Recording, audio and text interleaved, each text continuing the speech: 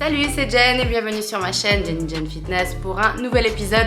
Aujourd'hui, je vais te présenter 5 faits que j'aurais aimé savoir avant de commencer à m'entraîner à la salle.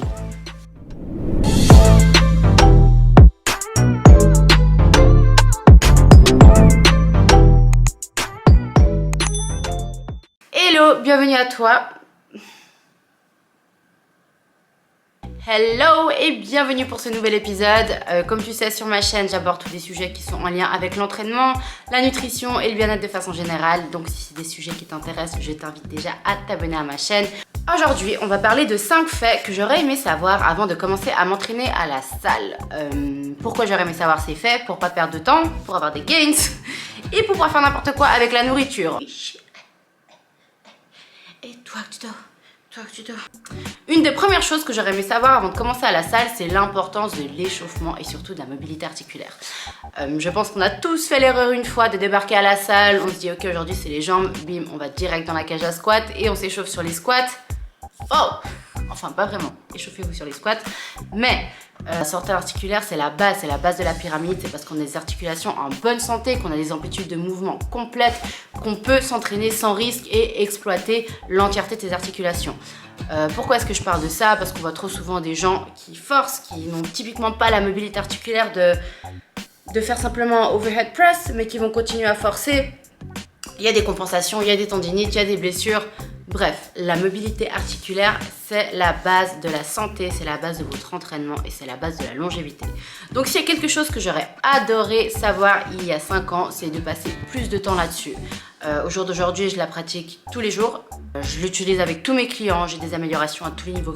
Ils voient la différence à la salle, je le vois. Donc voilà, mobilité articulaire, base de la pyramide, premier point. Deuxième point que j'aurais aimé savoir, c'est...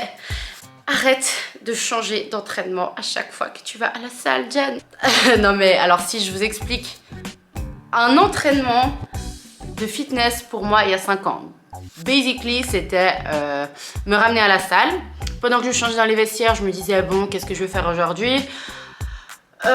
Plutôt jambes. Ah, qu'est-ce que je vais faire? Je vais aller m'échauffer sur le tapis. Pendant que j'étais sur le tapis, scroll sur Instagram, essayer de trouver des inspirations de mouvements, save, screenshot. Et voilà, je vais faire un peu de squat, un peu de sprint sur le tapis, un peu de jump squat, un peu de swing. Bref, des entraînements sans queue ni tête, ça ne sert à rien.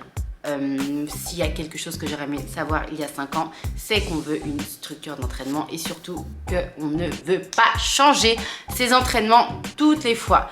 Si j'avais su ça, my god, j'ai déjà fait des booty gains en 2 ans, mais ciao, j'aurais pu faire assurer mes fesses en 5 ans. Sans prétention. Restez réguliers sur vos entraînements, établissez-vous un plan d'entraînement, réfléchissez avant d'aller à la salle à ce que vous allez faire et surtout tenez ce plan 3, 4, 5 semaines. À titre personnel, j'aime changer mes entraînements toutes les 3 semaines parce que je m'ennuie vite sur un plan d'entraînement. Moins de 3 semaines, ça fait absolument aucun sens. Et à contrario, rester plus de 5 à 6 semaines sur un plan d'entraînement, ça fait également pas beaucoup de sens. Le but de changer à un moment précis d'entraînement, c'est de créer l'adaptation dans le corps, d'éviter un plateau.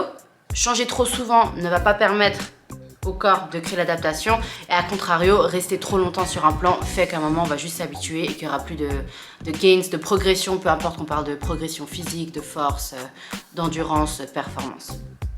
Un troisième point que j'aurais aimé connaître avant d'aller à la salle, c'est que non, Jen, si tu vas à la salle et que tu portes des poids, tu ne vas pas te transformer en Schwarzenegger. Ok, ça c'était ma hantise. Pendant longtemps à la salle, j'ai été me tuer à faire du cardio. Si je soulevais des poids, dans ma tête, c'était il faut aller léger, longue répétition, donc je pouvais faire des élévations latérales à 1 kg et je pouvais en faire 30, 40, 50. Donc ça c'était un peu mes entraînements avant et non, c'est pas parce qu'on porte lourd qu'on va se transformer en quelque chose de super bulk. Les gens qui sont comme ça, c'est des gens qui se donnent les moyens et qui mangent pour soutenir de tels gains. C'est des gens qui s'entraînent pour avoir ce physique particulier. C'est carrément prétentieux de penser qu'on va aller à la salle et que parce qu'on porte trop lourd, on va avoir des physiques comme ça. Les physiques musclés qui vous font peur, dites-vous que c'est des physiques avec des années et des années de salle derrière et d'investissement pour arriver à ça. Quand on a une bonne base d'entraînement et une bonne base alimentaire, on ne risque pas de gonfler comme ça. C'est la nutrition qui permet au final de régler votre aspect physique, que vous désiriez être bulky ou sec. Quatrième point que j'aurais aimé savoir en allant à la salle, un point qui m'a d'ailleurs énormément affecté, c'est l'alimentation, et à savoir que l'alimentation est ton allié.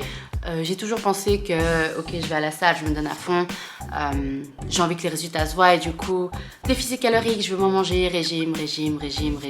Mais au final quoi? Au final, on n'a pas d'énergie. Si on essaie d'avoir un minimum de gains, on mange juste pas assez pour, on est fatigué, tout commence à nous prendre la tête et en plus de ça, on peut développer certaines psychoses ou troubles du comportement alimentaire.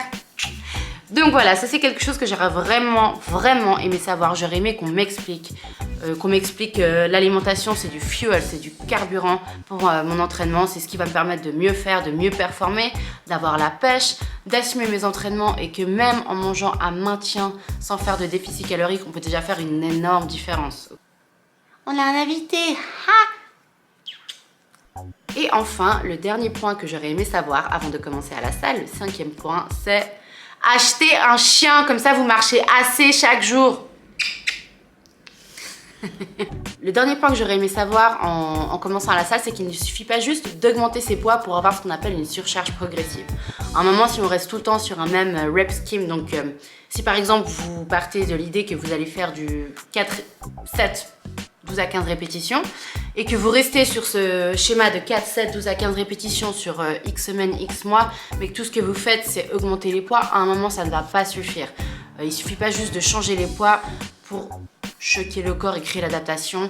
On veut jouer avec plein de choses, avec le tempo, le rep scheme, donc varier entre du 12 à 15 répétitions, ou moins, ou plus.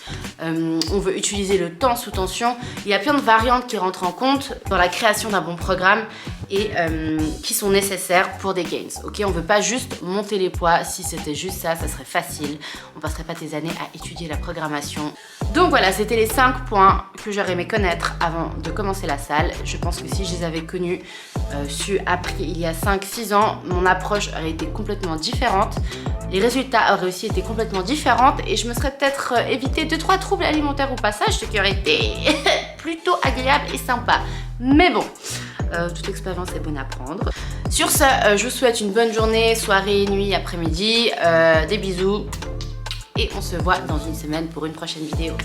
Peace!